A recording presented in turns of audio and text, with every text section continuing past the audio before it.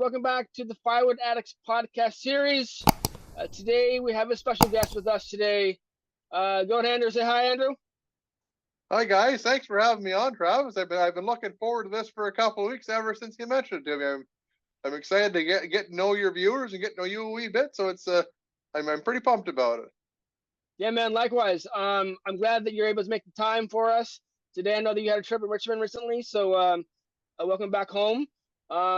Yeah, this is great. So let's get into it first. Andrew, what is your background pre-firewood?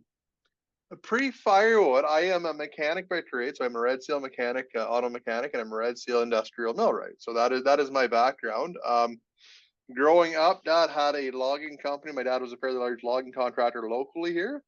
So I've always been around this stuff my whole life. I've always been around the saws, the feller buncher skidders. I've always done something in this field normally. I've done my automotive thing, done a lot of that kind of stuff. So that's kind of how it's morphed into where we are now, where we're Easton made and building the best log splitters and fired equipment you can buy. So with your background in cutting, splitting firewood, how did that evolve into that you knew that you were addicted or obsessed with firewood? Well, that's kind of a common misconception, I guess, for me. I enjoy splitting firewood. I enjoy cutting firewood. But for me, I really like the machines. That's what excites me is the equipment and the building things.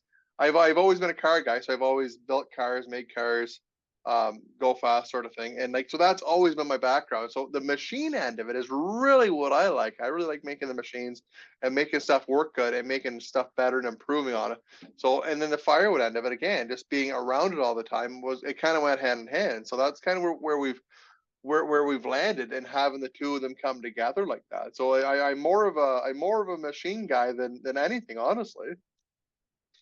Is it therapeutic for you to run a machine um then versus maybe to stack or sitting next to a fire? What is your therapy when it comes to firewood? You know what? I enjoy all of it. Like I really enjoy getting out and running the saws. I enjoy just being around people, or even being alone and just taking that peace and quiet. Like, there's lots of times I'll come in here and I'll do a video on like a Saturday or Sunday or whatever, and I just have time to myself to do my own thing. So that's kind of what I really like, especially doing the YouTube, is I'm able to be creative while I do that. So it's that's what I really enjoy about it. And the big thing too is the people, like getting to meet new people, getting to talk to new people, especially they get new ideas, and everybody's got a different perspective on how things should be done. So it's always good to have that and see what other people are up to. So On that note, too, when you're hearing these ideas or possible changes from customers or other channels, um, how much of the time do you implement those modifications or changes to your products? I'm curious. we do it quite a bit, actually. Like it's more than what you would think. The tricky thing that we have, that now that we're on the scale that we are and doing the volume that we are, it's much more difficult to implement a lot of that stuff. Like we just redesigned a lot of stuff on the axis. Just a couple of weeks, probably about a month ago, we have like a swiveling conveyor out. We redid the log lift, a couple of things like that on, and we're doing a bigger engine, bigger pump system on it. And that's something we want to do for quite a few years. But just because of the scale and the rate that we've been growing, it's hard to set time aside to do that kind of stuff. So we do try and do it. Sometimes it takes longer than we want it to, but we do try and do that, because essentially we're building equipment for you guys, the firewood producers. Not for me. I want to make sure this stuff's going to work good for you guys, so you guys can succeed and have your business grow and scale it at the same rate. On that note, do you feel that maybe not your processors, but your splitters, are they are they made for the common Joe Smo who wants to split like 5 cords for their next fall, or is it for the pros that are pumping out hundreds of cords a year, or both? I could almost draw a line right down the middle of it, honestly, and it kind of depends. It depends on the person's situation, their budget, what they want to do, how far into it they want to go, because it's a lot like, again, like a car. You can spend a good money on a car and have a race car. You could buy Hmm. a Corolla and go to work, right? So, um, with that, like we have a range of products now that can kind of suit everybody's need. Like even our Ultra, it's on the higher end of the low end. Is kind of where it is. But in terms of performance, it's going to speed a guy up drastically over what his box store splitter would be. And then we have all kinds of guys that end up buying bigger splitters just because they enjoy doing it. Like myself, I have a really wonderful zero turn lawnmower. It's a beautiful lawnmower. I have an acre of grass to cut, but I cut that grass. And I love every second of it. So it's much the same thing. I got you. I got you. Let's go back a little bit. Without having to repeat yourself from previous interviews or your share, can you give us a little synopsis of how Easton Made was made? Like, how did you go from doing firewood, having the idea of making processors, to fast forward today when you're one of the top producers, I would say, in the world? Well, what we've run into with it is Dad. When I was about 20 years old, he had bought the local machine shop. So he bought Bell's machine shop is what it was in town at that time. So that's where the Bell's firewood processors came from. So during that time, I had worked with him quite frequently, quite a bit, to get the Bell's processors up and running. Did a lot of hydraulics, a lot of electrical design on a lot of the mechanical systems on the Bell's firewood processors in the early days. And me and Dad, typical father son, we don't work well together. So I left. I worked at the local factory. Got my millwright license there. Learned a lot while I was there, and then I came back. My wife was just pregnant at that time, and I lasted about 4 or 5 months with Dad, and Stacy was pregnant. I decided I've got to try something different, so I did. And that's kind of where I got into doing Easton Made or doing the splitters, is because um Dad, I was always at Dad, we should build a really good splitter, because at that time in 2015, 2016, there wasn't really anything that performed on a really good scale, a really good level. So that's what I knew if I could come in and have a machine that performed really well, we'd be able to sell a lot of them. So that's kind of where Easton was born. It's grown rapidly. Like since I think the first year I did, I thought if I did 10 machines, I'd have enough to support myself and have some beer in the fridge, and that was it. We did like 35, and since then we've doubled almost every single year, up until probably this last year or two, where now we've kind of petered off. Where now we're looking for new markets. We're starting to go into Europe quite a bit, the UK. And we're starting to come up with different lines of stuff to do too. Like we have a wrapper that we're working on right now. It's almost done. Really nice setup. Some really nice firewood buckets for guys that have skid steers and mini skid steers. So what ended up happening was about 3 years ago, I bought Bell's firewood processors off of Dad. So that's how I got into doing firewood processors. And again, at that time, there was the Bell's was the big name, and Multitech was a big name, and Cord King. So I knew the faults with all three of those machines. So when I bought Bell's, we kind of took everything we liked from all of them and put it into an Easton Made processor, and that's why we have such a nice processor now. Is we were able to stop production, build a new machine, and have something that was going to work really good for guys. So Thank you. Do you, looking back now, was this something that you thought you would get into when you were like teenager in high school, maybe? Like, to where you were or are now from before? Do you think that you had like I want to be a doctor, I want to be an engineer, but now you're you and your company make firewood processors and splitters? Do you think that that would have been a dream or a goal when you're younger? oh, not even close. No, not a bit. I would never have thought that you if you would have told 15, 6-year-old me that I was going to be building log splitters for a living, I would have told you were right off your rocker. Um, but again, it's one of those things I've got into it. I've enjoyed it so much because of the people and doing the machines. I always want to be a mechanic or an engineer. Mhm. I was never, I could never stay focused long enough in high school to get the marks to be an engineer. I was always academically inclined, but to remain focused for that amount of time to actually get the marks to do that, I never could. So I ended up being an auto mechanic, and that was what I that's kind of my first passion in life. What would be cars. So Gotcha. Yeah, I hear you. It's nice to have that background too. I never thought I would be doing YouTube. That's for sure. Or Firewood, or to the level that I do it now. Definitely odd how things work out, right? Uh, for Oh, sure. absolutely, yeah, it's one of those things too. It's and like as a kid, like growing up, I always looked forward to doing fire. Like that was one chore, one job that I always enjoyed doing. Is we didn't ever do any cut and split like with the logging company, but we always did our own wood. We'd always do probably 5, 6 full cord. We do a truckload a year. And that was always a fun thing. Because you got to be able to spend time with the guys from the shop and be able to split wood. And then in the summertime, me and once it was all split, me and my neighbor, we'd hop in the old truck. We were only 10, 11 years old. We'd hop in the old truck. We'd load it full of wood. We'd go through all the wood ribbon. That was kind of like a weekly thing for us. Is we didn't work very hard at, but we always had so much fun doing it. So that's it was always a good time. So Right on. Very cool. Very cool. So I assume, Andrew, are you burning wood in your own home right now? oh yeah, I do. Yeah, I have I, I kind of cheat. I've got a during COVID, we took and we spray foamed the entire house. Up the whole, we throw the siding off, spray foamed it, spray foamed the floor joists, the basement, everything. And I have a high efficiency fireplace insert in my house that it pretty well does the whole house. Like the bedrooms are a little bit cooler at night, which is good, but it heats the entire house. We burn probably 6 or 7 face cord of wood a year, so that we don't burn a whole lot anymore, just because of how efficient the whole process is.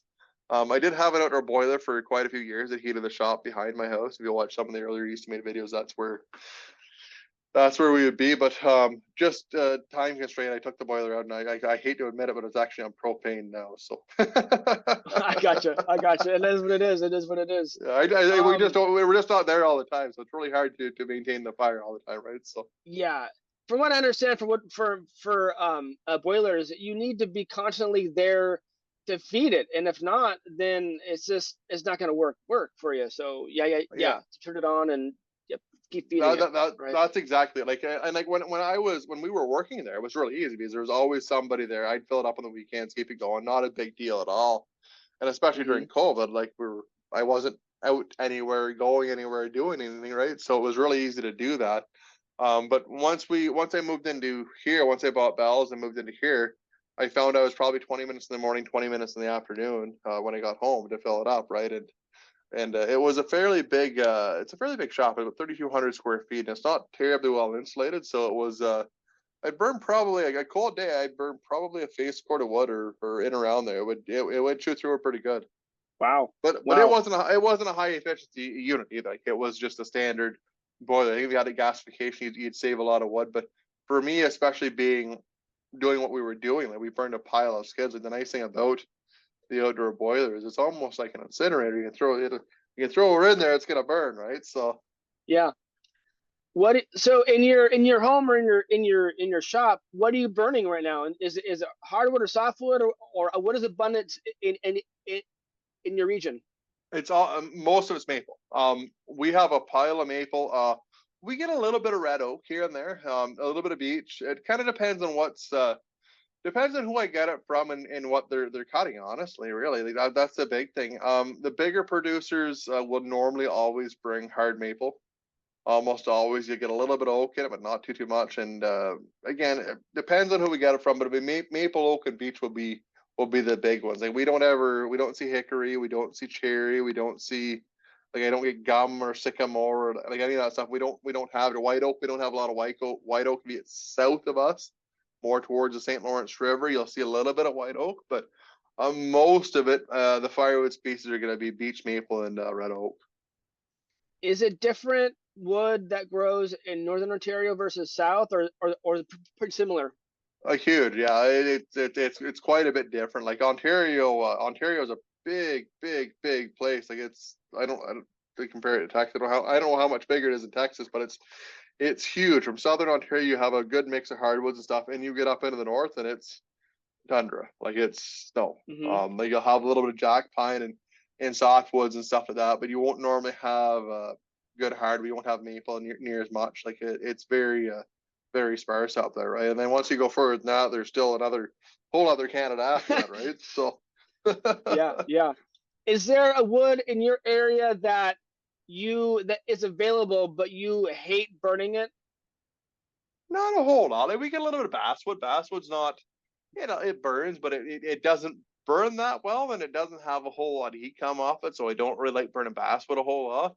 Um, that would be about it though. Like obviously, like you could get softwood, but nobody's gonna deliver you a log length softwood for firewood. Most wood we get here is pretty good. Like elm, even like we don't get a lot of elm. Like if you're, and again, depends on your situation. If you're a farm guy taking down tree lines and stuff, you're going to get elm. You're going to get those different species that are going to be harder to split, that aren't going to be as nice. So, Manitoba maple is another one that's kind of a funny one. It kind of grows like a weed. I had a stump of Manitoba maple out back for years, and it actually started to grow again. It was just a stump sitting on the ground, and then it started spouting another branch.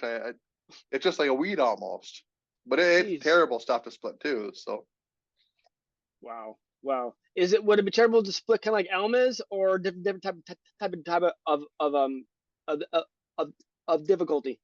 it would be about the same as doing elm. Yellow birch too. Like we get the odd little, like you'll get a little bit of yellow birch here and there, and yellow birch is a lot like elm, very very stringy. I guess yellow birch be a lot more like cherry. The guys that are on the East Coast be a lot more like cherry. You can get some cherry that splits really nice, and then you can get some stuff it just twists like that for some reason, right? So it'd be pretty close to that, maybe a little bit worse. So Gotcha. Gotcha.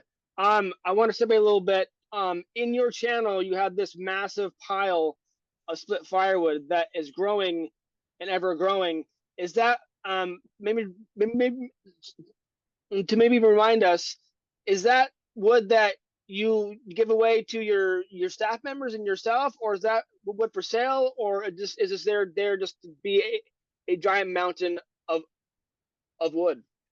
we normally always give it away to the staff here. Like for us to sell it, it's normally we're always testing different wedges and doing different things. So like the consistency of the wood that's in our pile really isn't all that good. Like we try to do it as nice a job as we can. Obviously, if we're doing a video, we want to have as nice a looking firewood coming out of the machines as we want. Where if we're testing something, like we'll put something big and snarly through the machine, or try something completely different, or different wedge. It'll maybe shred a little bit more. Maybe it turns out good, right? So the Mm-hmm. quality of the wood that we have isn't good enough for me to want to sell it. So most of the time, the employees will take it here, and most of the employees here, I'd say probably about 50% of them burn wood either. Well, I guess everybody recreationally, but I'd say 50% of the people here would heat their homes with wood. So it's a good benefit to the employees, and we give a little bit of away here and there to different members of the community if they need, or if they're in need or whatever. And it's just a nice thing to be able to do, and it helps us keep the yard cleaned up. Like the pile's starting to get pretty big there now, so the next couple of months we'll have it cleaned up probably, and have a small pile by midsummer. So Gotcha, gotcha. Yeah, I was curious about that because I don't think that you have time or even the need to want to sell cords. I mean, you're a busy man, right? So I mean, even to go down that road would just be, I mean, you would make money, but I mean, you make enough money with what you're producing for folks. 100%, and that's kind of the tricky thing. I'd love to be, if I ever retire, I think I'd like to get into doing it, because again, it's one of those things. If you're delivering fire, you get to meet so many different people and talk to so many different people. Where we especially through the fall, like delivery season, we're always on the road. Like we're on the road from the middle of August till probably November, and then there's a thing in November called deer hunting that we cannot miss. The whole place shuts down for deer season, so we can't deliver wood then. So by that time, the delivery season's almost over, but we'll still do a little bit. Like we have a couple of people, like I said, we look after throughout the community, that I try to make sure I get them wood every year. So Gotcha, gotcha. I know you don't sell, but do you know the market in your area, what a third of a cord would go for cost it wise? varies quite a bit where we are, because we're far enough outside of the city that we're rural, but we're close enough to the city that you can sell into the city. So that's depending on where you are. The low end of it would be about $110 a face cord Canadian, where the upper end of it's going to be closer to 200 face cord Canadian. Hmm. So there's a wide range there, and depending on the producer or who it is, I find the big thing with this industry, especially from a business standpoint, or from making a justifiable business out of this. A lot of people will they'll say, "Oh, well, I can't sell that cord of wood for X amount of dollars," but they've never tried to. So it's one of those things that I found the guys that are really, really successful entrepreneurs in this business that build good firewood businesses don't they understand the quality of firewood, and they understand they have to sell it at a premium price in order to make the business justifiable, in order to afford big processors and good equipment. And to require that price to be able to make sure that it's lucrative for your pocket and to pay off your machine too. But then it would take an amount of research contacts to find those that client base who are willing to pay that money for that premium firewood. I think that would be a time spent. But then when you find a few, then that would kind of snowball because they would refer you to other customers who are willing to pay that higher price for that face cord or cord, right? I Oh, assume. that's exactly it. And if you have a quality product and you have good service, it kind of goes hand in hand. And it's just a matter of kicking the horse and getting to that point where you can do that and have that kind of volume. And that's the big thing too, is a lot of people think, oh, it takes a 1,000 cord of firewood is so much to do, and it sounds like a really, really big number. But um, when you get to a certain point and you have that quality of wood, it's normally not that bad to take that next step and continue pushing it, right? Obviously, Mm-hmm. the big thing we always hear is, oh, well, I sold out of all my firewood in like November. Well, why didn't you produce 2 times as much of it and then be able to sell more of it or sell for more of a price, right? So it's kind of a it's something that any entrepreneur, any business owner always fights with and struggles with. Even myself, like if we look at our margins and say, well, we got to go up 3, 4, 5%. It's enough to make me cringe. I don't want to put the price up. I want to keep it where it is, right? So Mm-hmm. it's a constant battle. But you just have to understand that if you have a good quality product and good service, especially on the firewood end of it, that client retention is so important, because if you don't deliver them a good load of firewood this year, they're not going to buy one off you next year. And if you jerk them around and you don't deliver one you're going to say you deliver, or you make it difficult for them to buy from you, they're not going to want to buy from you again. Mm-hmm. I sure agree with you. It's not. I don't think it would be that difficult to be transparent and communicative with your customers when it comes to selling firewood, and to load quality wood. The saying goes, sell the good stuff and burn in your own house the crap. Where it looks ugly or is not or whatever, Yeah, or to sell the naughty, crappy looking wood, but be clear with your customer saying this is my non-premium wood perhaps, and I sell it to you at a lower cost, because in my opinion, there's always a market for any type of firewood. I can sell any type of firewood to anyone, but in doing so, I'm clear on what they're getting, so I don't get any negative feedback. Oh, this is wet, or this is too naughty, or this is ugly. I haven't received any negative feedback on my firewood, other than maybe it was a softer wood and and it burned too fast, which is, I mean, it's not my fault. I mean, you're buying a softwood, but anyway, um, yeah, interesting. I think that kind of goes too with splitters. To provide a quality product and you're paying a premium for it, and there's a margin of what's the word I want to say, margin of profit for your company, but not enough to like gouge the customers. But they know they're paying for a product that is well made. It's going to last them 10, 15 years, maybe their lifetime of splitting, and they may want to upgrade, but that machine will last, right?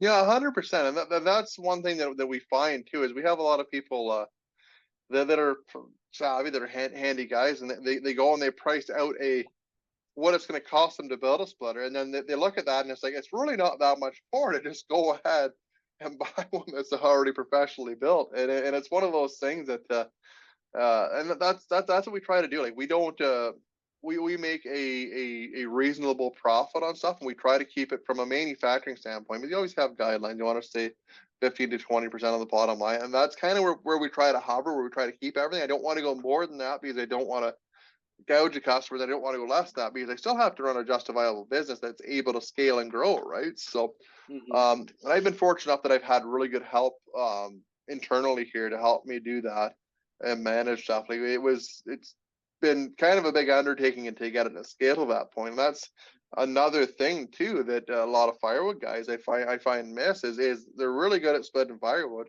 and they're really good at running chainsaws, but they forget that when you start a business, when you get into doing this, it's a business. You have to learn the tricks, the trade, the accounting end of it, the tax end of it, the whole financial end of that, which a lot of people don't grasp. And not only in firewood, but in business in general. I know so many guys that are tremendous tradespeople that are really, really good at their trade, but they're not business people. They're not good at doing the business end of it, right? So you just have to remember, be conscious of that when you're doing it. Yeah, I mean, to track, I would say to track your sales, what is coming in, but there's also going out. I mean, to pay for a new chainsaw or all the fuel you're going through and bar oil and all that stuff, or to pay for logs to come in, for poles to come in, and then you would sell those. I mean, there's always incoming and outgoing, and make sure that your incoming each year ideally would offset your outgoing. So if not, then you're kind of spinning your wheels and going backwards. I mean, you know. Oh, absolutely, yeah, and that's the hard thing. If you don't have any way to track that or manage that, and you're not familiar with how to manage that end of it, it's really hard for you to one, know where you are, and two, make a decision about your future, whether this is viable or not, right?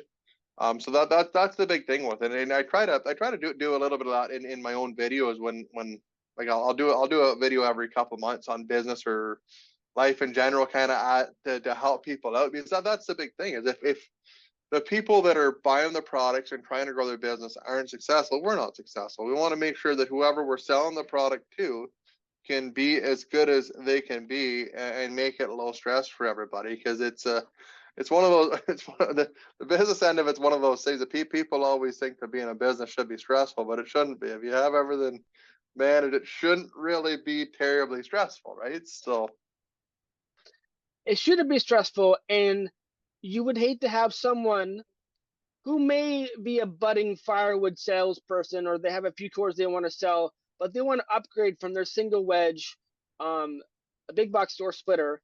They buy your splitter. Let's say they go with like the Ultra, for example, and that will set them back some money. yep. And they're worried now that they're now gonna have to make back that money as soon as possible. Well, to put them at ease, saying you bought a quality splitter, there you will make back that money in a heartbeat because it's so efficient, the speed, it's new and made design where it's not going to break down. If it does, I will stand behind it, a type thing. So to put customers at ease, because it's not what you make and sell is not cheap. Not everyone can afford that, but if they're wanting to make that leap, to have them have a sense of ease that they're making the right step forward to make money for themselves, to pay for, I don't know, school fees or food on the table, more equipment, whatever they want to do. Um, yeah. And then that's one of those things too, especially when you get into a point where you're into a firewood process or a big ticket item like that, is a lot of people look at the cost that's right in front of them. They don't look at that firewood processor. You're actually going to amortize that over 5 years, and then at the end of that, you still have something of value. So it's not like you're taking that big chunk right away. You're actually going to amortize it out over the course of of 4 or 5 years, and then at the end of it, you still have an asset that's of value, and then it kind of gets your feet wet. And guys that buy a lot of equipment understand this a lot. Like if you buy an excavator, like if you're gonna spend 150, 200 grand on an excavator, you're gonna make 100 bucks an hour, 120 bucks an hour with a 7 ton excavator. Like you're moving a lot of dirt before you've paid that excavator back. And Hmm. that's one of those stigmas around that I find around firewood. Guys are like, oh, well, that costs so much. Well, with a firewood processor, if you buy a 48C or 60C processor, you're going to be a couple $100,000 for it. You're going to be at a good money, but you can also make in revenue $1,000 to $1,200 an hour with that machine. There's obviously other costs involved with it, but there's very few pieces of equipment that you're going to purchase that are going to be able to produce and generate that much revenue. I agree. And you mentioned something that you have an asset. I'm I do agree with that in terms of it being a well quality machine will last you a long, long time. Have you followed the resale market of your machines and and forgive me, I don't know this or not, but do you buy back machines and refurbish them to sell back to the public? Not typically, and not directly. So what we do is we have our sales manager Mark has another business called Forestry Link, so he will move the used equipment for us. We used to get into trade-ins a lot on the firewood processors, but we don't want the liability of it from a business standpoint. If we end up buying a used processor, if it's one of ours, we're not too worried about it. Like we have a dyno out back that has like over 40, 50 hours, very, very low hours. The guy had bought it, ran a little bit, he wanted a circular saw. So like an instance like that, like a 40, 50 hours, there's really not a whole lot that's going to be wrong with it. We're confident we're going to sell the machine. It's still going to be a good machine for a guy. Or if you get something a couple thousand hours done, it's kind of as is where it is, right? So we've run into a couple of situations like that. Resale value on the machines particularly is normally pretty good. Like we've obviously gone through COVID, like everything was crazy expensive. Like we've seen lots of guys that had waited and bought a splitter and sold it for a couple $1,000s more than what they paid for, right? Because we were so Wow. far out on a machine. We're only about 6 or 8 weeks out on a splitter right now, so we're not that far out. Um, but we've seen lots of guys that had made tremendous amounts of money just buying and reselling the machines to people that didn't want to wait for it. Processors were the same. Like the price of processors have gone up substantially, especially from the Bell's fiber processors. We had so many guys that had bought Bell's fiber processors at X amount and sold them for 30% more a couple of years later, just because the price of everything had went so crazy, right? So I think what you'll find is that the next 5 to 10 years, you're likely going to see a point where it's more realistic or more traditional, where you're going to lose a 5 or 10%, or like you're going to lose 5% every year Hmm. until a certain point where it's just that's what it's worth, right? So. The Hmm. last couple of years, it have just been nuts for buying equipment. I'm sure everybody knows if you ever tried to buy anything the last couple of years, it's been nuts. We're now starting to normalize a little wee bit. The interest rates are kind of throwing a stick into things, but at least it's normalizing a wee bit. So For sure. I think what you're saying in terms of like the resale value, I think that may um, it, it may be determined by location. hmm Like I assume that someone that would have one of your splitter to processors in my area, they could definitely make money on that because I don't think that there's a dealer in my region. So maybe on with that, are you tracking where you're selling your products on like a map? Maybe I don't know. yeah, we used to quite a bit. Like we used to have a map that every time we sent a machine out, we would actually put a pin on the map, like a Google map.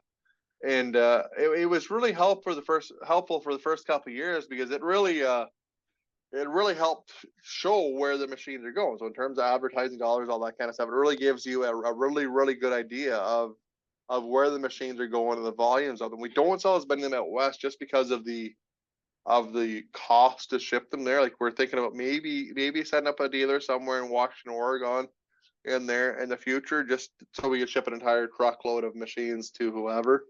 Um, but if you look at the map and you overlay the population of the United States over the map, it is the exact same map. It's completely and totally identical. So like Hmm. you look at the East Coast, you get around New England and stuff. We have a pile of equipment in through New England, up through the East Coast, Virginia, North Carolina, and going over all the way until you get to probably Minnesota, and then it's Hmm. like somebody just shut off the tap. And then Yeah, for some reason there's a whole bunch of corn growing in there and a bunch of hills, and then it picks up again. So I hear you saying. I hear you saying. On the note of a possible dealer on the West Coast, I mean, so Wolfridge now has a new dealer in Southern Oregon that would feed the West Corridor all the way into California, all the way to BC. And I think that that was strategic in terms of it's in the middle, more or less, on the West Coast. Um, but maybe a dealer possibly in BC, near Buck and Billy Ray, to feed the West Side. But I don't know. It'd be nice to have more access to your products on the West Side of the U.S. Because I don't even know where I would even look or go to. I think I put Easton Made as like a search, save search on my offer up or marketplace, and they're just not available locally here for me at least. no, not a whole lot. We sell everything direct. So like if somebody calls us, and anybody that's ordered an Easton Made is either ordered it through, they've ordered it directly through us. Mm-hmm. 99% of the time it's through Jerry with a G, and I don't know where he went. He was right in front of me a couple of minutes ago, but he must have run out for lunch. But almost all of them we sell direct through one salesman. Every machine, and there's benefits and disadvantages of doing that. The one benefit that we have is when the customer calls us, we're getting the same dialogue no matter who they call. And then the other nice thing about that is when they call us to buy a machine, we're committed and focused on the product. If they call us and ask us a question of it, we're very focused. We know what's going on. We know the other machines in the industry. Where if we send them to a dealer, it's a lot more difficult for a dealer that may have 15, 20 other brands, like compact tractors, chainsaws, all that kind of stuff, to know what our product is and be that committed to our product. And same as for service. If somebody calls us up, there's only one or two guys you deal with service here, and the main one's Henry. Like 90, again, same thing with Jerry. There's 99% of all of the service you're going to call Henry up, and Henry knows the machines inside and out. He knows them so well, and he knows what the common issues are with them and how to rectify them, and make sure the customer is looked after. Where again, as a dealer, it'd be really difficult for a dealer to be that good at it. So that's kind of, and on my end of it, it's one of those cold feet things of giving up that control to do that, right? So It sounds like you have thought through it, and like I'm not telling you how to run your company, right? But to that you have given some foresight of of of of where to and how to sell your splitters, and I think that that is working well for you to have that connection, and the open line of communication with your customers, where they know that they can call your office and they're going to get someone there who knows what they're talking about, so they feel like they're buying. So when they buy from you, they're buying a quality product, and and someone and and and and the staff behind it to support them tomorrow, next month, next year if they do have a problem. So yeah, no, that's that's great. exactly it. And like we have a couple of situations. Like we have a guy in the UK that's a dealer, Ian Gregory Logs and Saws, in the UK. He's very familiar with the product. Ian's come over the factory. He's visited us. He knows our products very, very well. So he's the guy that's selling them in the UK. And like you would think, the UK, you're probably not going to find a whole lot of people that are going to. That's actually been a really, really big market is the United Kingdom. I never would have thought of that in a million years. And then we have a guy over in Holland that's just getting geared up now to be our distributor over there and be able to distribute them to dealers in the throughout Europe. And the funny thing is between the European market and our market is that we can't it's very, very difficult for us to cut a dealer in and maintain a profit, and that's enough to scale the business. Where when we get over into Europe, um, that structure is already there. It's like cost to build the machines is very, very similar. Um, so in Europe, we have enough margin that we can sell it to a distributor who can sell it to a dealer network to disperse it and still be competitive on price, and we can be really, really competitive on the build quality and the structure of the machine. The Europeans build a lot of really, really cool equipment. If you ever look at the European stuff, it's really, really, really cool. It's really advanced, but they don't build, and it's typically very heavy. And I think for the most part is they focus heavily on the forestry guys, the logging guys, and not so much the tree service guys, the arborist guys. So over in Europe, if you're in the forest, you're cutting a nice farmed trees like this, where again they still have trees the same as everybody else that are great big yard trees, that they need to have a machine that's rugged and durable enough to be able to bust that stuff down, and that's where we come in to satisfy that need. Gotcha. I'm gonna segue real quick into your electric splitter, and I believe that you have an electric processor too, correct? Yeah, we do. Yeah, we have we do offer a handful of electric options. So like we can do an electric processor, no problem at all. We do actually. It's funny you say that. We're just screwing around with a 220-volt single phase axis outside. So it's something that most people are going to be able to buy and hook up into their house, into their shop, sort of thing. And it's going to work really good for guys that have bundle operation. Just want to split one inside. You can bring the rounds in. You're not out of the weather, depending on whereabouts you are. So we do have a handful of electric options, and there's a couple that are really cool. Like we did a couple of 37Es, we call them. So it's a 37D electric. And with the Mm-hmm. electric option on that, we're able to get a little different pump on it, a little different flows and stuff. And that thing's a complete and total animal. The whole time I ran, I laughed because it was so much fun to run it. It didn't slow down, it didn't fizz it, because the electric motors are kind of there's a lot different animal than something like gas. The electric motor has a completely flat torque curve and lots of torque everywhere. Where an internal combustion engine kind of goes like that. So there's a sweet spot where you got to get the torque, and other than that, if it dips below it or above it, you don't have the power, right? So it's with the electric motors, you can do a lot of really, really cool stuff with it. So Are those a big seller right now? honestly, not a whole lot. We do a handful of them here and there for guys that will have like larger bundling operations or have a need to split inside, but it's just not that popular here. Like in Europe, it's very, very popular to have an electric machine, but then fuel is incredibly expensive. Like I think it's like €2 for a liter, which is going to work out to like $9 or $10 a gallon. Mm-hmm. So it's Yeah, incredible. Fuel is incredibly expensive, where electricity is very, very cheap. So yeah, I think it definitely has its place to sell or at least to have it be an option. But with most or if most or all your products, they are made when you buy them. You're like you don't have a whole bunch of machines just sitting around in the warehouse waiting to be sold. Like when you purchase them, then they make them, correct? yeah, that's exactly it. So whenever somebody orders an Easton made, we just put it next in line.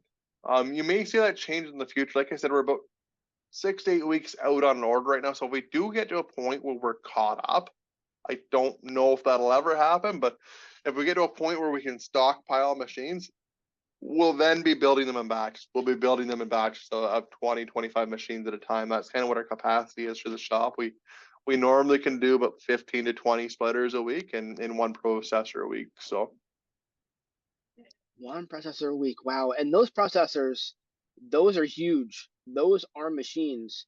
And to bust one of those out one a week, wow, that's crazy. Amazing. I have a question. Like, I'm curious if you would admit to running a non-Easton made splitter on your own on at home, like if you have one or not. But I don't know if that would be a, oh a yeah, for funny sure. question to ask I'm or up not. for that 100%. Yeah, we actually have a at the camp, one guy has a Forest King splitter, so it's kind of like a cheap box store. It's fun to run it. It's a blast. And I have Okay. a buddy I have a buddy that has a Timber Devil, and it's a lot of Okay. fun to run too. It's a cool machine. It's a vertical machine that it'd be like Power Split Timber Devil, same company. So it has the you drive on conveyor up the middle of it, sort of. It's a really cool machine to run too. It's a good time. But we don't. Other than that, we don't really get a whole lot of different machines here. Like we don't. I don't know anybody that have a wolf ridge locally at all. Like I wouldn't know anyone that have a timber wolf. I don't know. Like we have a couple of those Canadian brands here, but we don't see a lot of the Americans pushing into Canada. And the reason we don't is one, we have like the handful of companies here that have a that are building machines have kind of the market tied up, but the Canadian market's just not that big. Like we only have there's 35 million people in Canada. There's 350 million people in America, right? So the market difference is huge, right? And there tends to be enough pie there to go around for everybody that everybody has a good crack at it. Like Wolfridge has a good chunk of the market. Brute Force has a little bit. Timberwolf has a little bit of it, but there seems to be enough of a market for everybody there. Another really cool machine I like running is a Splitfire. If you ever get a chance to run a Splitfire, it's a pretty cool machine. There's a lot of locally every I rental don't. house has a Splitfire. Okay, I'll look into that. It so Interesting. it so it has a it's they're made in Southern Ontario. Geez, I don't know what Marco's last name is. Super nice guy. Marco would be my age. He took over the company from his dad. He's a wonderful guy. He's just a if you check out the Spitfire channel, Marco's Norm the guy talking on there. He's just an all around nice guy. But the claim to fame on a Spitfire is that it'll split both ways. So it splits on the forward stroke and the reverse stroke. So it's kind of a really neat machine to see. Like there's a handful of other companies that are building them like that, but I don't think there's anything in terms of quality in that field that splits both ways that would touch a split fire. Like every rental house in the country here has two of them. Like their big thing is a rental house. So Marco goes after a lot of the rental industry with it, and it's they're a really cool machine to play with and run. A lot of people really love them. So Right on. Is it um so not everyone in your neighborhood or where you live in in your region, not everyone is running your machines. Like so the other people who live by you run other machines, not just yours.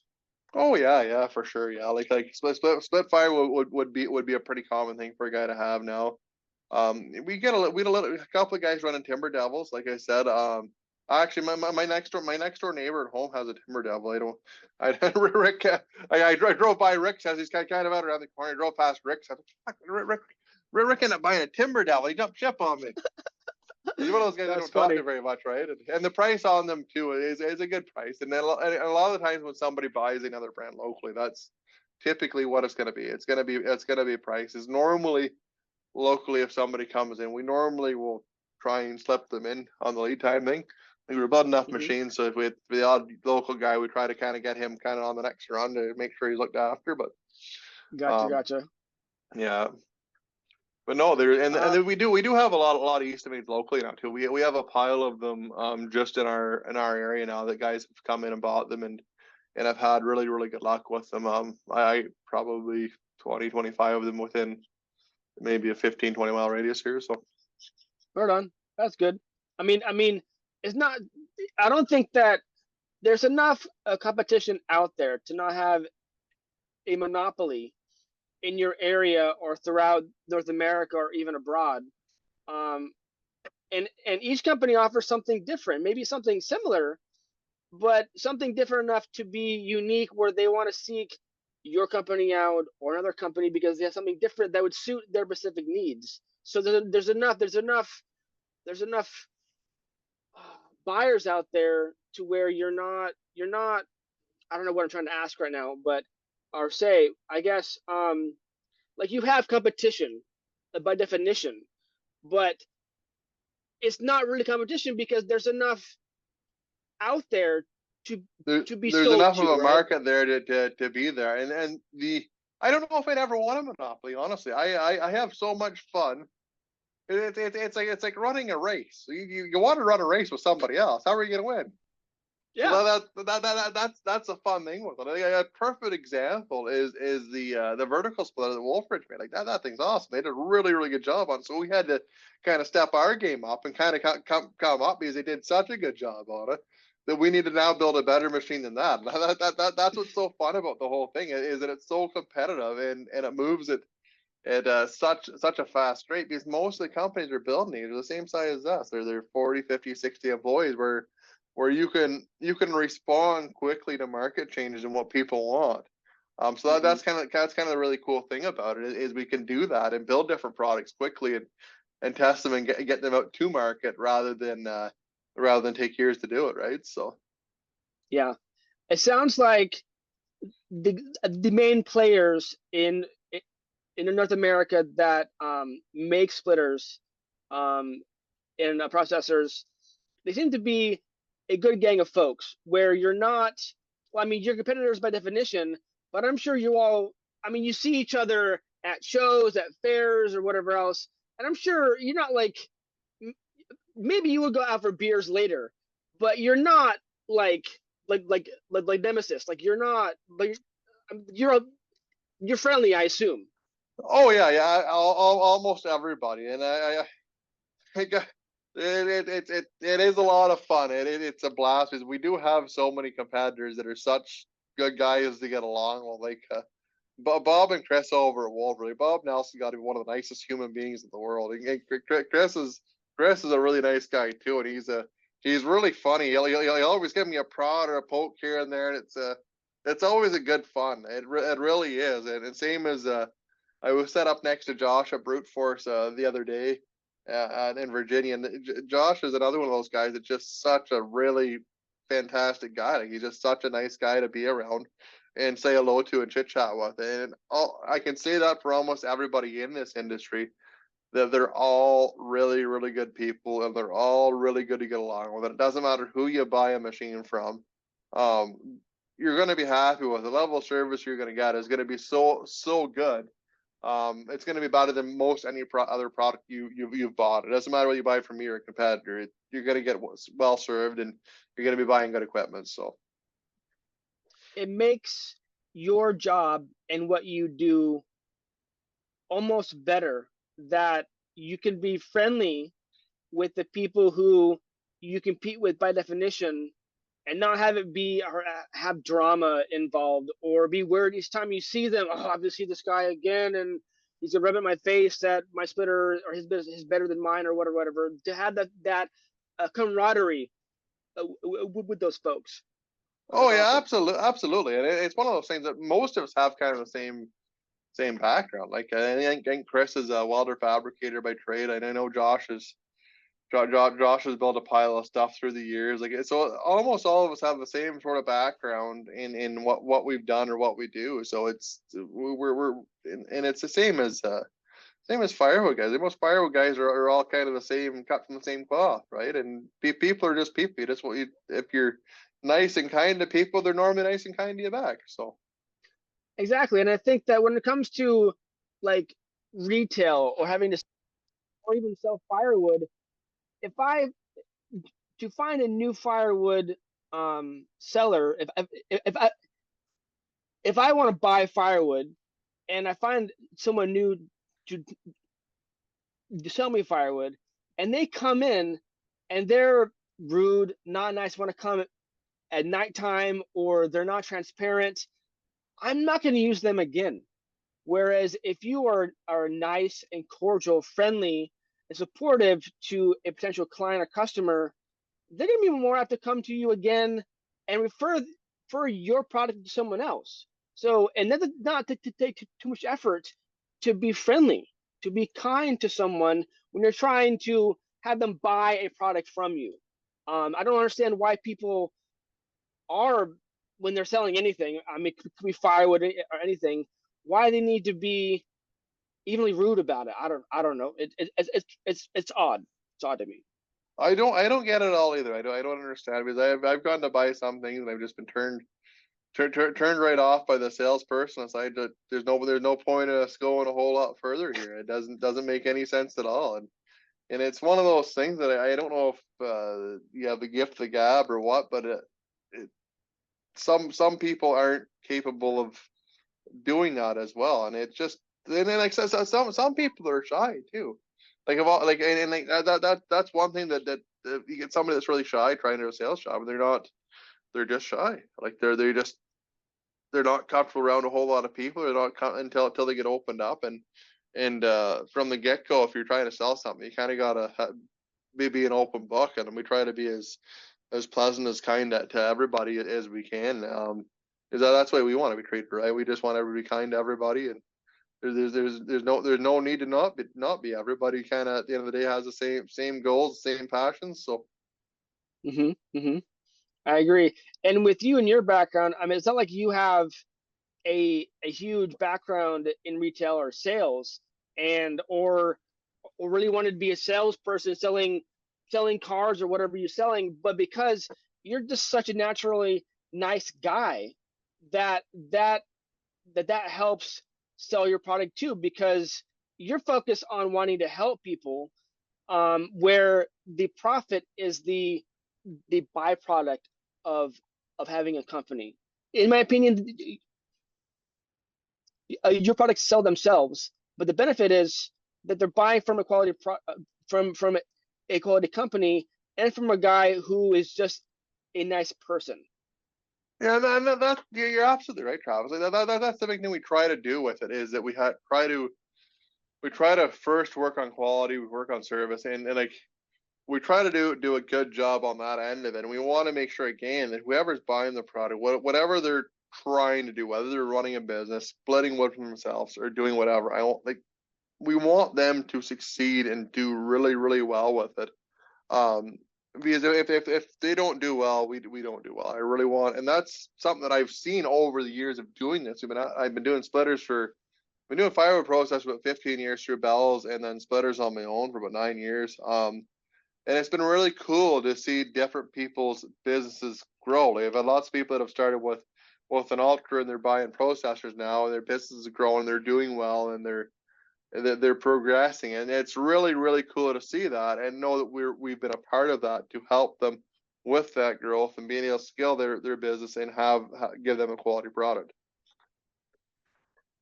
Gotcha. What else can I ask you here? I'm curious. You have your splitters, and you have your processors, and you have your attachments. Like for example, the splitter that you can attach to a Bobcat or a Acacia. Is it in the future of Eastern Made um to diversify what you produce and sell, or to keep with your bread and butter, but keep modifying those products to suit the evolving needs of your customers? Well, that's kind of a fun question there, because as I continue to grow the business, like we want to make sure that we're focused on developing better products, new products, improving the products we have. But we are looking heavily into doing other products, like because right now we're at a point where again, there's only so many wood splitters to sell per year per season, sort of thing.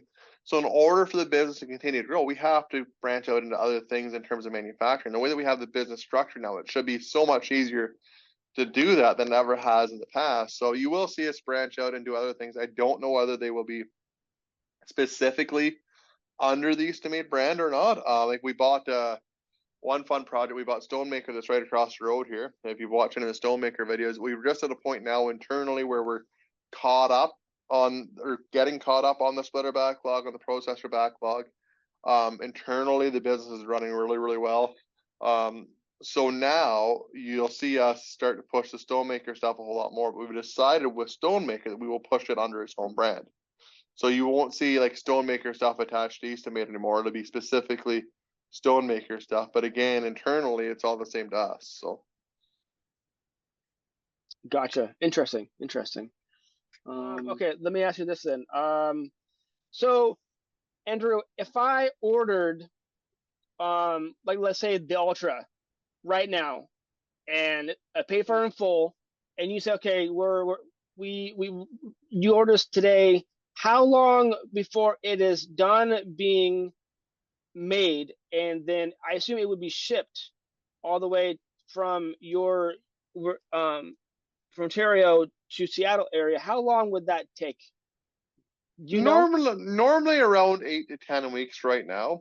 Maybe a little less, maybe a little more, depending on what's going on. But you're going to be in and around that area. And the thing that we do, like, because to ship something out to the West Coast, it's obviously fairly expensive, but we don't ship it in the LTL either. So like a lot of other companies will get a splitter up and put it in the back of like a dry van or whatever and deliver it that way. And we've never had any luck doing that. I used to do that, and the machine would show up and be damaged. We had one show up right on its side on a guy.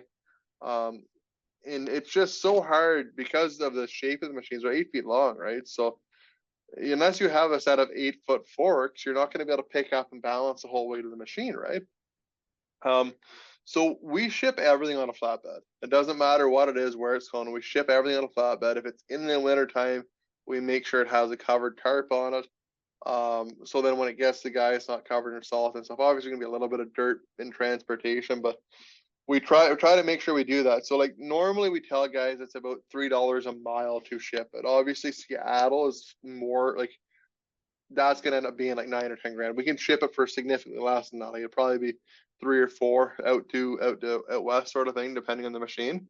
So we try to do that. So I think that's where some of our competitors beat us, would be on the freight, but we take a lot of care and time to make sure that it's on the same truck from the time that we load it on there to the time it gets to you. So then that way we know that it's not getting banged around by some monkey in a warehouse somewhere on a fork truck, right? So Hmm. we want to make sure that when you get a machine, it's going to be a good machine. You still run the odd thing here and there, but it's very, very minimal compared to what it is shipping to LTL. So Gotcha, gotcha.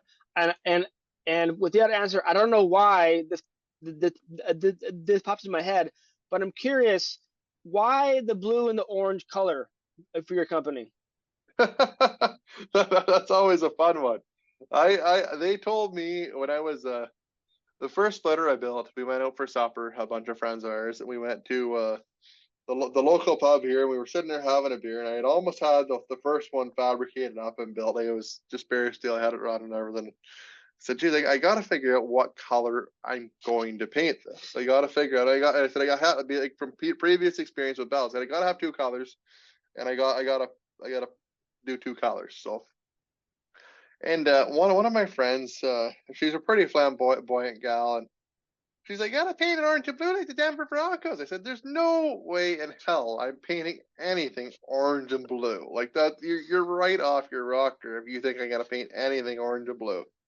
Well, here we are. My wife's a hairstylist. My wife's a very, very creative lady. She's like, no, it'll go together 100%. You paint orange and blue, it'll look good. And there's no way. She's like, no, they're complementary colors. If you look, a lot of things are orange and blue together. The New York Islanders, Edmonton Oilers, Denver Broncos, Florida Gators. There's so many of them, so many things that you see that are orange and blue that you don't even realize that they're orange and blue, right? So, in that was kind of the other big thing that I wanted to make sure I had. That's why we don't paint machines different colors, is because we want to make sure that if somebody sees a splitter, if you're a mile away, you know that's an Easton splitter. You know for sure that is what an Easton made wood splitter is. It's going to be that orange and blue color, sort of like a John Deere tractor, right? We have a local guy here that builds splitters, Gordy McClellan. He's built them for years and years and years, and does a really nice job on like a nice little splitter, like a farm splitter sort of thing. And the Robin's Egg Blue. And you can see Okay. if you're local and you drive around, you know what a Gordy McClellan splitter is. Every single one of them is that Robin's Egg Blue. You can see it. You could see it clean across the field. You know that's a Gordy McClellan splitter. So I wanted something along those lines. Interesting. Interesting. Thank you for sharing. Yeah, it just pops in my head like why is it this color scheme? It pops for sure, and like you said, like do you know what it is just by looking at the color of what's in someone's yard? Yeah, cool. And then another thing too that's very random.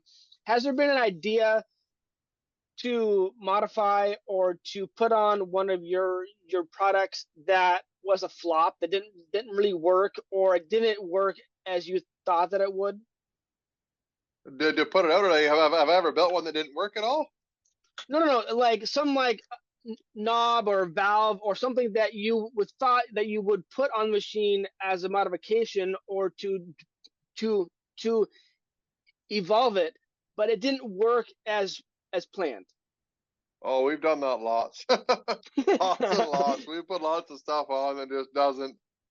It doesn't work out. Like we run that lots. Like it's funny, yes. I mean, we're just finishing up our 40C Firewood processor, so it's a little circular saw processor. It's really cool though. You can grab all the controls, you hit a button, and the whole thing run itself. So it's really cool. But we went through a lot of design change. We cut a lot of stuff apart. We tried a lot of different things. I mean, so we thought if we were gonna build this machine that's going to be that much more evolved, we're going to try things on it. We're going to do different things on it. So it was a big project. We actually had it running last September, October. So that kind of gives you an idea of how long we've been working on it for. And it's not like we worked on it, we put it in the corner for 3 or 4 months. We've been working on it. We might have like a week or two where we don't work on it, but we've been pretty well working on it constantly for the last 7, 8 months, 9 months, and we're finally at the point now where it's a really awesome setup. Like it's gonna change the way a lot of people look at firewood processors and how they run. Because there is obviously an act to run a firewood processor. It's a lot like running any other piece of equipment. So if you can completely and totally take all the skill level out of that, anybody can run, anybody can be productive with it. Because we find that with processors is that there's a big variance one in wood, but then in the operator running it, some operators can run them really fast. If you watch Kid or Kev run his processor, because Kev's handy on, like Kev's really handy with the processor, but he's run one for 10 years. Like Kev Mm-hmm. has experience with it, so he knows kind of how the wood falls in there, what to do, and how to. Where someone that doesn't do that or doesn't understand that is going to have a lot harder time with it. Where the 40C, it takes a lot of that skill out of it, where you can literally have anybody sit at the controls, run it, they're going to be safe with it. So it's kind of a neat setup. But we've had all kinds of things we've cut apart on that, even on the splitters, like huge amounts of things that we've. Wedges are one that I don't know how many splitter wedges I've cut apart in my life. It's a lot, an awful Does that lot. have to do with so with wedges? It has to do with the angle of how they sit and how they go together when you're making them. I assume, right? Yeah, it does absolutely. So the key to making a splitter wedge, if anybody's planning on doing a custom one, is you have to always remember is you'll never ever make a piece of wood smaller. It doesn't matter what you do, you'll never ever make a piece of wood smaller. It's impossible. I've tried it lots of times. You'll never do it. And that's kind of what you got to remember when you do the angles, how to figure out the angles and stuff on it. And then it's a handful of other tricks we've kind of learned the last couple of years. So like that 16-weight wedge that we have in the processors now, it's the nicest running 16-weight wedge on the market. It doesn't plug up, it doesn't bind up, it doesn't matter what you run through it, it runs smooth. You get nice splits out of it. But there are a handful of things we did on it that made it work that well. That until you actually do it and actually start modifying stuff and playing around with stuff, you don't really realize it. We probably went through, I would say, 8 or 9 different versions of that wedge before we actually had that one that worked that well. So that is number one key though. You'll never ever make a piece of wood smaller, ever. Gotcha. That's funny. On the note of multi-cut wedges, I think that one of the gripes of people who have them complain of the amount of waste that is produced. Is that something that it is what it is, or is there something on your radar to try to improve on? There's not really any way to fix it with a multi-split wedge. Like there's different designs of splitters and processors give you different results. Like obviously if you go to a vertical machine or a single wedge, you can manipulate the wood, you can save yourself a lot of scrap. However, you lose a lot of performance with it.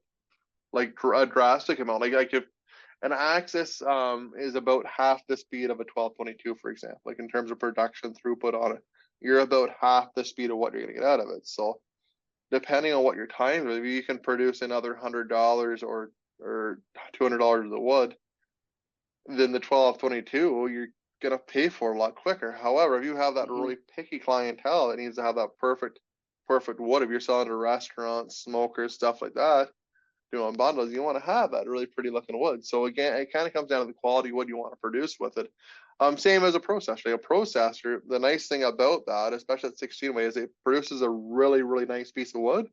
You get some more scrap off it, but when you're doing that kind of volume where it takes 3 seconds to make 16 pieces of wood, the volume really makes up for the little bit of slash you have to Mm-hmm. clean up, right? So and again, with processors, there's other designs too. Like if you look at Robot has a really cool one that has like a progressive splitter where the conveyor steps ahead and it takes a piece off and you save a lot of scrap and it makes a really nice piece of wood. But again, you're going to spend 15, 20 seconds breaking down a piece of wood that big, where with ours, you're 3. So there's a trade-off, right? So Mm-hmm. it kind of depends on what specifically the guy wants. You'll probably see something like that from us here, and then in the future would be like an automated splitter like that, where you just put the round on, you tell it you want 2-inch piece of wood, and it'll make that for you. Mm-hmm. Or 3-inch or whatever kindling, you'll be able to do that. So that's one thing we are working on. You will see from us here in the near future. So Right on, right on.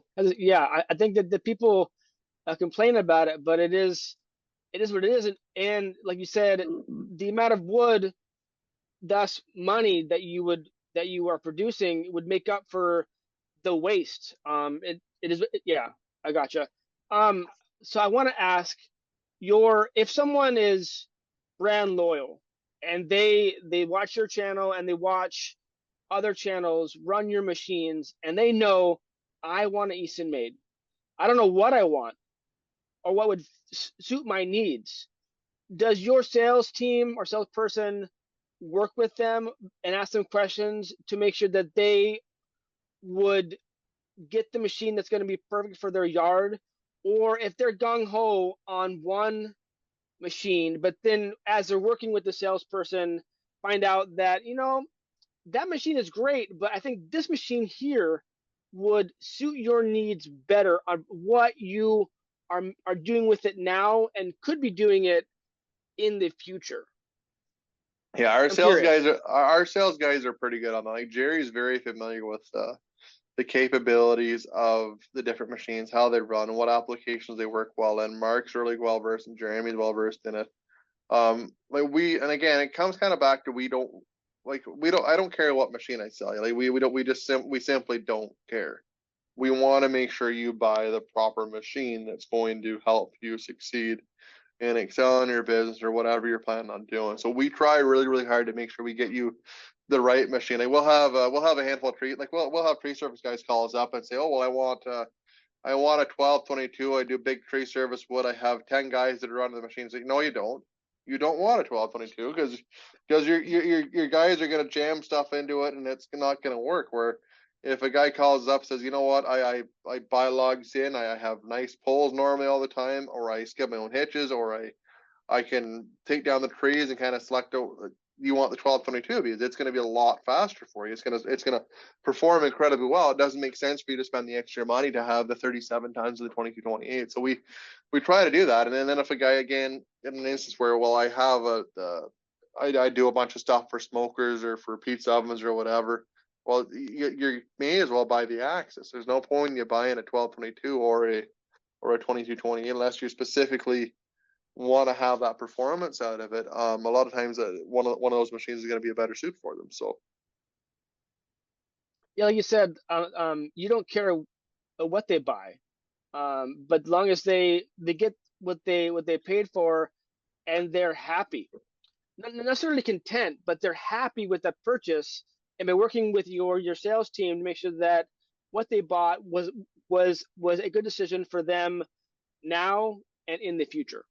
yeah, 100%. That's the main goal of it. Is we want to make sure. And a lot of people they have a really really good idea of what they want, how they're going to do it, and what they're going to buy. But then you always get a percentage of people that need a little bit of that guidance and have questions, and that's what we're here for. We're here to answer the phone. We're here to make sure your questions are answered. You're going to get a machine that you want, that's going to suit you and work with your operations. So Gotcha. Very cool. Thank you. So one of my last questions before I turn it over to like an open spot where you can share with us more. Um, not that you have a crystal ball, but can you foresee the future of the firewood splitter processor industry, where it's going, or is it you're evolving with your colleagues within the same space? Yeah, like what we've noticed the trend is like a lot of people are getting into home heat wood. Like there's not as much of that. There's not as many people heating with wood. But then again, there's a lot more people that are campfire wood, cook wood, stuff like that. So the type of wood that people are producing and the quality, especially the quality of it, is a big one because 10, 15 years ago when we were doing the processes, the whole name of the game was fast. That's what it was, fast. I don't care what it looks like, get it at the back of the machine. It's as fast as you can do it. And like guys would drop off whatever, they just scoop it up off the ground. There'd be in a dump trailer full of firewood, you'd have half a dump trailer full of dirt. Where now it's not acceptable. You can't do that. If you want to have customers, you got to make sure that you're delivering quality stuff. You got like big producers for the most part. You're gonna want to be running through a disc screener of some sort or hand stacking, which is obviously very time consuming, especially if you're paying employees. If you can buy a disc screener for $15,000 or $20,000, that's a wage for 3 or 4 months a year if you have a guy that's stacking wood, right? So right there, you save one wage. So, Hmm. um, but that's kind of what we've seen in terms of the industry of firewood. And you'll see a lot more advancements on our end of it, like on the type of equipment you're able to get, um, and what it can do for you. Like we're working heavily on automation now. Um, like the technology is there to do a lot of this stuff, so that's what we're trying to do and get it set up. Gotcha. That makes sense. I know that you said that you're open to producing more products, um, and to expand and not just make the same old thing, to make sure the company is growing. Um, but is would you? But maybe there's a new product or something that you not necessarily not making well, like but something that you know there's a need in the market, but possibly don't want to get into. Would it be something that you would want to collaborate with another producer, um, a company that share that idea, or to make something that, or they have something that they make but could be attached to one of your machines, so you have some sort of collaboration where it would kind of link together. I don't know if that makes sense or not. Yeah, and on that end of it, like it would make sense, but we have quite a bit of technology here internally, so there's not really a whole lot that we would need to outsource um to build something. Like a very limited amount. Like we've talked to Haldeans about their saws. Like a Haldane makes a really nice hydraulic chainsaw, but once we kind of got into looking at it, it's like, well, we can do this, and this, and have essentially the same sort of thing and save the cost of the Haldane saw. The Haldane saw is amazing. Like if you look at any of like the most of the feathered bunchers run a Haldane saw, or the Rotobec grapple saws, the grapple saws in the Esker, the Haldanes is like the saw to run. It's a really nice setup, right? So, but again, it's not something that I think we're going to need to do because again, internally we have a group of guys that are really tech savvy, that are really mechanically inclined, that I think we could probably do something similar and have and do it on our own, right? So I gotcha. Okay, that makes sense. That makes sense. Awesome. Thank you, Andrew. I want to give you the opportunity, the floor. Is there anything that you would want to share with us? Pro tips, advice, lessons learned, or anything that um, isn't isn't being said on YouTube or social media about firewood?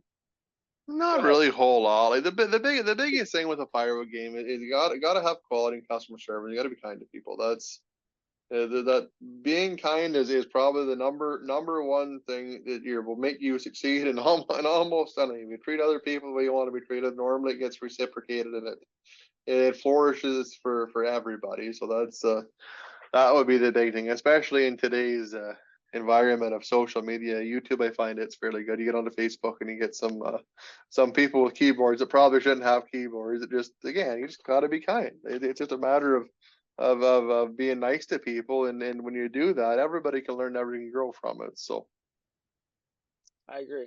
I agree, sir. Awesome. Well, I appreciate this interview today. We kind of went off bounds of what I normally ask, but it was good to understand more in depth of your company, where you come from, and what you're making, and the future of what you could make or want to make. So thank you for your time today. well, I really appreciate you having me on, Travis. You ever want to do her again, you just let me know, we'll do it. Sounds good. Sounds good. I may take you up on that at some point. But all right, folks. So we're gonna sign off now. Andrew, go say goodbye. See you later, guys. Thanks for having me.